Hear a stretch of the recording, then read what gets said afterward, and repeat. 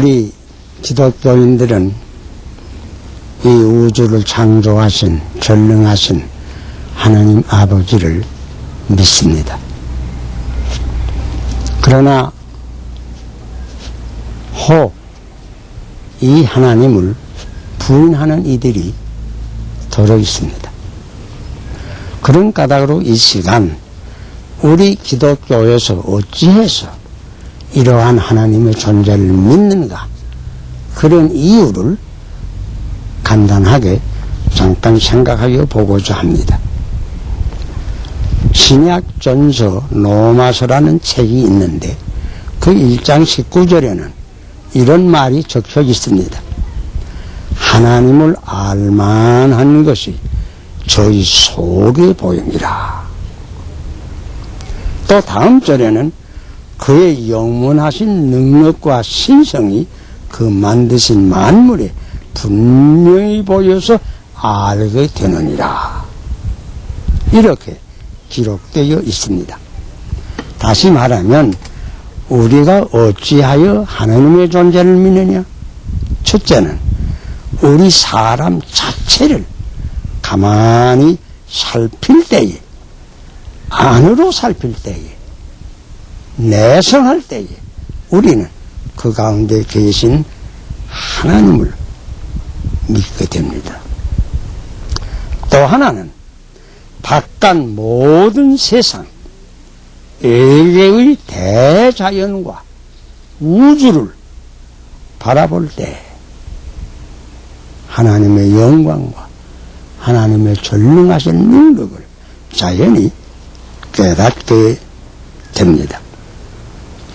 그러면 먼저 이 시간에 우리 속에 보여주신 그 하나님의 자체를 잠깐 살펴볼까 합니다. 첫째는 인간의 종교성입니다. 사람이 금수와 다른 점이 여러 가지가 있지요. 그 가운데 가장 현저한 것은 우리 사람에게는 종교가 있습니다. 짐승에게는 종교는 없습니다. 문명한 사회에는 교회가 있고 야만 사회에는 신당이 있습니다. 동양에도 그렇고 서양에도 그렇고 아프리카에도 그렇고 남양군대에도 그렇고 또 현대만 그런 것이 아닙니다. 옛날도 그리했고 동서고금을 막론하고 어떤 사회, 어떤 문화 가운데 들어가 보든지 종교가 없는 사회는, 인간 사회는 없습니다. 하나님을 모른다고 하며 하나님께서 안 계시듯이 사는 사람들도 급하게 되면 어떤 신을 찾는 게 또 사실입니다.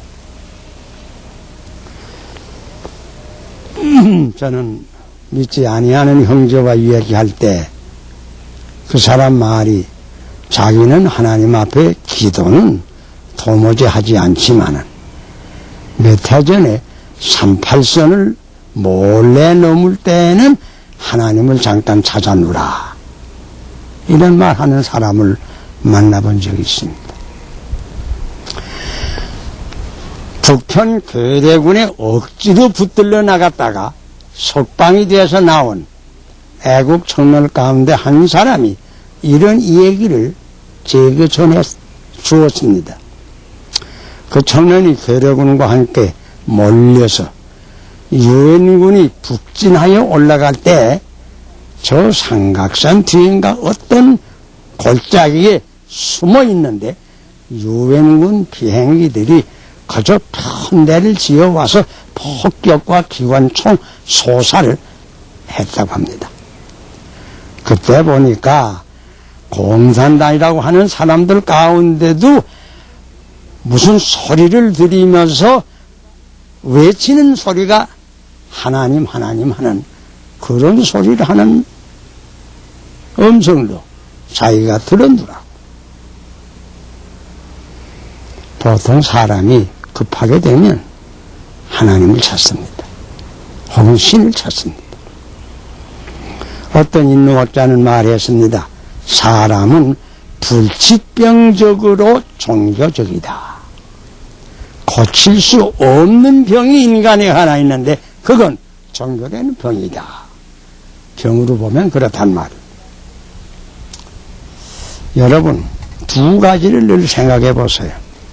우리 사람에게는 여러 가지 또 본능이 있는데 그 본능에 있는 곳에는 반드시 본능을 만족시킬 만한 대상이 있습니다.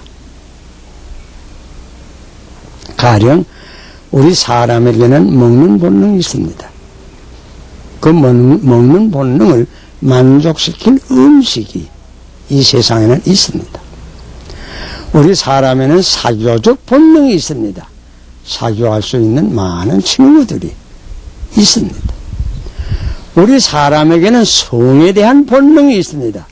그런 거로 남성과 여성이 있습니다. 가정을 그런 거로 가정을 이룹니다. 본능이 있으면 반드시 거기에 대상이 되는 것이 있다고 하는 사실은 우리가 부정하지 못할 거예요. 우리 사람의 육체를 가만히 보면 여러 가지 감각기관이 있습니다. 가령 감각하는 기관, 눈이든지 코든지 귀든지 하는 그런 감관이 있으면 반드시 거기에 또 대상이 있습니다. 가령 눈을 보면 눈이 필요하게 쓸만한 빛이 있습니다. 빛이 없다고 하면 눈이 소용없을 겁니다. 우리에게는 귀가 있습니다. 이 귀가 들을 만한 소리가 있습니다. 우리에게는 코가 있습니다. 세상에는 또한 냄새가 있습니다. 만일 이 세상에 빛이 없다고 한다면 우리 사람에게는 눈이 아마 생기지 않았을 것입니다. 어떤 책을 보니 깊은 굴 속에, 그러니까 빛이 너무 없는 굴 속에 큰 못이 있었는데 그 못 가운데 사는 고기가 있었더라고 합니다. 그런데 그 고기를 잡아보니 다른 것은 다 보통 바다에 있는 고기와 같은데 한 가지가 다르더라고 합니다. 그 언제나 어둠 속에 살던 고기는 눈이 없더라고 합니다. 눈. 왜? 항상 캄캄한 데 사는 고기에게는 눈이 무슨 소용이 있어요? 감관이 있는 것은 벌써 대상이 있는 까닭에 감관이 생긴 것입니다. 빛이 있으니까 눈이 생겼고 소리가 있으니까 귀가 생겼습니다. 우리 사람은 이런 종교적 동물이요, 종교성이 있고 무엇을 의지하고 숭배하려는 이런 성품이 있습니다. 이 성품이 어떻게 생겼을까요? 하나님께서 계신 까닭으로 이런 성품이 생긴 것입니다. 사실 성경에 보면 인간은 하나님께로 지음을 받았습니다. 하나님께서 인간을 지으신 목적이 있습니다. 그것은 인간이 하나님을 알고 하나님을 숭배하고 하나님께 영광을 돌리고 하나님의 뜻대로 살라고 하는 목적이라고 성경은 분명히 가르쳐줍니다. 봄이 되면 모든 풀이 위를 향해서 자랍니다. 무슨 까닭입니까? 위에 태양이 있는 까닭입니다. 왜 사람의 심령이 높은 것을 앙망하고 동경합니까? 그 위에 하나님께서 계신 까닭입니다. 왜 인간이 진선미를 찾습니까? 하나님은 진리시요, 하나님은 선이시요, 하나님은 미인 까닭입니다. 그래서 플라토라고 하는 옛날 헬라 철학자는 말하기를 무신론은 한 병이라고 말했습니다. 무신론을 주장하는 사람은 말하자면 한 환자라고. 왜? 아무리 태양이 밝아도 눈이 병들면 태양을 볼 수 없습니다. 아무리 좋은 음악이 있어도 귀머거리에게는 음악이 없습니다. 왜 하나님을 모르고 세상 사람이 살아요? 병이 든 까닭입니다. 영혼의 눈이 어두웠습니다. 영혼의 귀가 어두웠습니다. 죄가 그 눈을 가리웠습니다. 그러므로 하나님의 존재를 모릅니다. 또 다음에 우리 인간을 가만히 살펴보세요. 인간에게는 도덕이 있습니다. 짐승에게는 도덕은 없습니다. 본능만 있습니다. 독일의 유명한 철학자 칸트의 인간 도덕성에 대한 유명한 말을 여러 번 들었을 겁니다.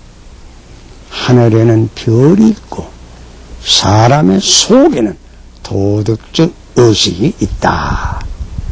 보통으로 말하면 양심이 있다 하는 말입니다. 이것이 사람이 사람된 증거 가운데 하나입니다.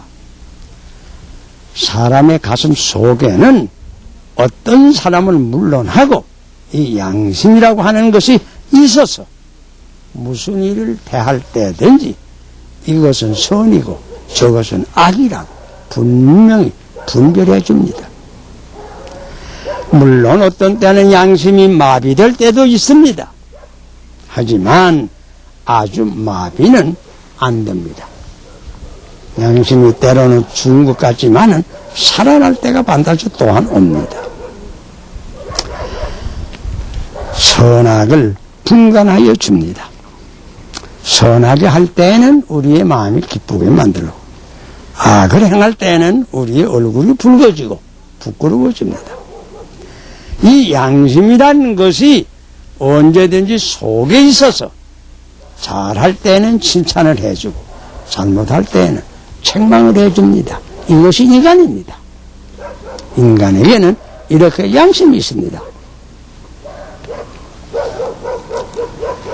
물론 여기에도 인간의 이러한 도덕성을 부인하려고 하는 사람들도 없지는 않습니다. 그래서 양심을 여러 가지 말로 설명해 내버리려고 하는 사람들이 서로 들어있어요. 어떤 사람 말합니다. 양심이 별것인가?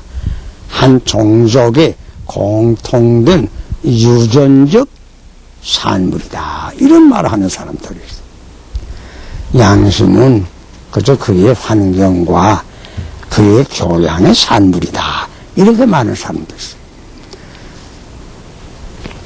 여러 가지로 양심의 후천성을 수천성으로 설명해 버리려고 하는 사람들 없지 않아 있습니다. 물론 양심 가운데 후천적 요소가 있습니다. 그러나 보통 후천적 요소를 다 제해버린다고 할지라도 그 속에 선천적인 요소가 있는 것을 우리는 부인할 수 없습니다. 인간에게는 양심이 있습니다. 이 도덕의 법칙이 어디서 왔는가? 성경은 솔직히 말해 줍니다. 양심은 마음에 새겨 주신 하나님의 율법이라고 지적합니다. 하나님께서 사람을 지으신 다음에 바르게 살기 위해서 도덕적인 법칙 곧 하나님의 율법을 그 속에 새겨 주신 것입니다. 하나님께서 자연계에는 자연법칙을 두신 것입니다. 모든 물질은 이 자연법칙을 준수할 수밖에 없습니다. 인간도 마찬가지입니다. 우리 인간 생활에 있어서는 도덕의 법칙을 주었습니다. 인간은 인간이므로 자유를 주었습니다. 그러나 이 자유를 옳게 쓰기 위해서 도덕적 법칙을 우리 인간에게 또한 주신 것입니다. 우리 인간은 선과 악을 택할 수 있는 선택의 자유가 있습니다. 이 자유를 바로 쓰기 위해서 양심이 또한 부여되는 것입니다. 그러므로 인간은 이 양심의 방향을 따라서 자유를 옳게 사용할 때에만 행복을 누리게 됩니다. 축복을 받습니다. 이렇게 양심은 누구에게나 새겨져 있습니다. 이 골짜기를 파보아도 물이 나고 저 골짜기를 파보아도 물이 난다고 합시다. 그렇게 되면 자연히 우리는 그 속에는 필연, 땅 속에는 필연, 물이 있다. 결론을 내릴 수밖에 없겠지요. 이 사람 마음속을 깊이 살펴볼 때에도 양심이 있습니다. 저 사람 마음속을 깊이 살펴볼 때에도 양심이 있습니다. 그러면 인간의 깊은 속에는 양심이 있습니다. 그러면 우리 인간의 배후에 있는 이 양심은 어디서 왔습니까? 우리는 성경의 교훈대로 하나님께로 온 것을 시인할 수밖에 없습니다. 양심은 우리 마음속에 있는 하나님의 음성입니다. 우리가 이 음성을 들을 때 자연히 하나님께서 계신 것을 깨닫게 됩니다. 이미 말했지만은 오늘날 세상 사람들 가운데는 이 양심을 전혀 무시하는 사람들이 없지 않아 있습니다. 사실 양심이 화인 맞은 것처럼 되어서 마비된 사람도 있을 것입니다. 그러나 그렇다고 해서 이 양심이 없는 사람은 없습니다. 고요히 자리에 누울 때 혹은 아침에 일찍이 깨어서 고요히 자기를 살펴볼 때 혹은 꿈속에 누구나 이 양심의 음성을 들을 때가 반드시 옵니다. 왜? 하나님께서 양심을 통해서 인간에게 말씀해 주시고 자기의 존재를 나타내시는 것입니다.